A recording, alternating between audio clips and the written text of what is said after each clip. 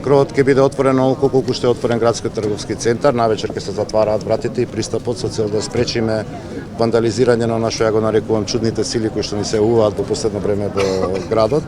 Оригиналната обврската фактички на одржување на овој зелен кров сега преминува кон градскиот трговски центар.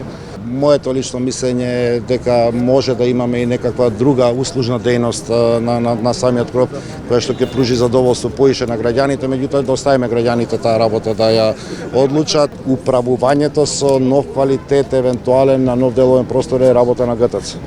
И оди по законски прописи кои што се, да речем, во нашата држава. Они ќе мора да го огласат, се наддава кирија и се како што се земаат дуќани под кирија во ГТЦ. А ако градскиот трговски центар одлучи да постави таков тип на дополнителна вредност на овој кров, тоа ќе биде веќе нивна проблематика, да речем. Градски трговски центар доби многу. Како прво, еден нефункционален простор кој што со големи проблеми, со многу спорови. Најнапред се направи таа изолација, бидејќи голем деценијски проблем беше околу 30 години, нема интервенирано на оваа тераса.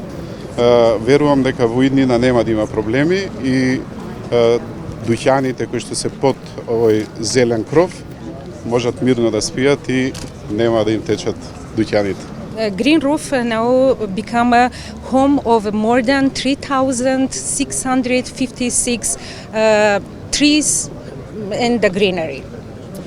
Зелениот кров сега ќе биде дом на 3656 дрвја и друго зеленило. You will see the more than 60 different trees and the shrubs here. Ќе забележите дека има повеќе од 60 различни видови дрва и друго зеленило.